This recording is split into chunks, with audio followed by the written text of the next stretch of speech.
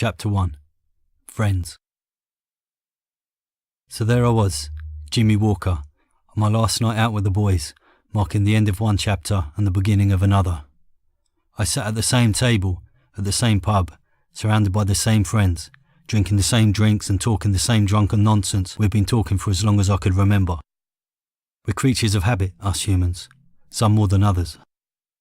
It wasn't long before Scott offered me a line of cocaine, or trumpet as he preferred to call it. Although I was feeling a little tipsy, I'd made a promise to myself that I wouldn't be doing any more of those little white lines, so I declined. Sure, it had been one of many promises I'd made concerning that Moorish Colombian export, but at some point you've got to say no. "Come on, Jimbo," said Tommy, sliding a small round tablet along the table and tucking it away behind my drink. "This will get you in the mood. It's your last night with the boys, mate. Get involved." Bastards, I thought. Why is it that some people always find themselves spending time, even wasting time, with people that really aren't pulling in the same direction? I took a gulp of lager, washing down a dose of ecstasy as I did so. I felt the familiar lump of synthetic enjoyment bump its way to the back of my mouth, down my throat and into the pit of my stomach, then into my bloodstream, up from my feet, through my legs and body, and down my arms before pulling my cheeks apart and forcing a smile on my face within minutes. "So how long do you reckon you'll stay in Spain then, mate?" asked Lee.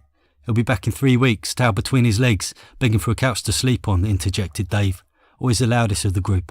He managed to get a laugh on this occasion as well. Little did they know that there was a part of me that did worry about failing completely on my new adventure at the first obstacle, and having to come back and swallow the abuse that these guys would thoroughly enjoy dishing out to me. I tilted my head back against the wall and gave Scott a nudge with my elbow. "I wouldn't mind that upper now, mate." I followed Scott into the men's room. We walked past one of the old alcoholics who was pissing into a urinal, or at least had been at some point, and had near enough fallen asleep while standing with his head pressed against the cold wall tiles. We stepped into the same toilet cubicle and locked the door behind us. If the old boy had noticed us or not was debatable, but sadly irrelevant too. Between us and all the others who took drugs on a regular basis like us, thousands and thousands of lines of coke must have been racked up on the toilets in this pub. Fat lines, thin lines, long lines, and those ridiculously short lines you get given when whoever's got the Charlie isn't feeling overly generous. An end of the night at the end of the month kind of situation. No more cash, no more coke, may as well go home then. But it wasn't one of them nights. Far from it, in fact. Scott had taken to buying apes at a time nowadays, 3.5 grams, with the purpose of it lasting longer and his money going further. But it never worked out like that. One problem with cocaine, as many a user can testify, is that when you start, stopping is a really difficult thing to do. In fact, after your first line, then your 6th and 7th line, stopping isn't really an option anymore. It almost seems like a bad idea. In my opinion, this isn't the long-term addiction that will get you robbing your neighbours or even your family so as you can afford to buy your next hit. It's just that while you have the drug flowing through your blood, you are constantly chasing the high it gave you during those first few minutes. With cocaine, the high really doesn't last that long, not for the price certainly. Thankfully, after a good night's sleep and a good feed, this short-term addiction wears off and you become yourself again, forgetting that line-sniffing, snot-dribbling coke monster until the next time you decide to, or can afford to, get high again. As Scott tipped out enough trumpet for a proper line each, almost perfectly measured by eye, like an old-school cocktail barman who refuses to use the optical measures out of professional pride, I took out the first note I came across from my pocket and began to roll it into a straw-like object until I noticed that the 5 was old and a bit flimsy, so I changed it for a newer £20 note that was crisp and more practical for the job in hand. "So you're really going through with this?" Scott asked. "Yeah, man," I replied. "I just need to get away, you know." "And you sure this ain't 'cause Colleen got with that mug from Watford? It won't last, mate." He took the makeshift straw and sniffed up his line of coke in one short, powerful sniff, then handed it back to me. "Listen, Scott, you know it got me down, but she left me before he came along. She left me because I drink too much and I'm half a cokehead who's going nowhere in life. And we both know the misery she's been through because of me." I rubbed my left nostril and snorted, clearing any obstacles my nose might have had concealed that could potentially block my line of happiness from reaching its destination. Then I leant forward and cleared the tiled surface of powder. "I don't blame her for leaving me, and she's not the reason I'm leaving here," I continued. And what I told him was true, pretty much. The thought of running into the love of my life of her new man was definitely something I was keen to avoid. It had only been a couple of months since the last time I'd broken down in tears over the whole episode. But more than that, I'm a junkie. Maybe not a heroin addict or a meth head, but most of my money goes on drinking drugs and smoking, of course, which isn't getting any cheaper. Then there's the hangovers as well. I swear they get worse week by week.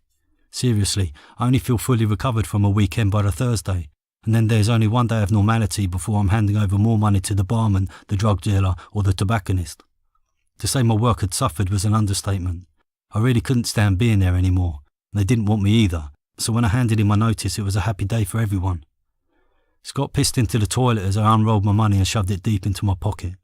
We left the cubicle and washed our hands. I cooled my face and balding head with some cold water as Scott touched his hair while staring into the mirror. "And this job, what's the crack exactly?" he asked.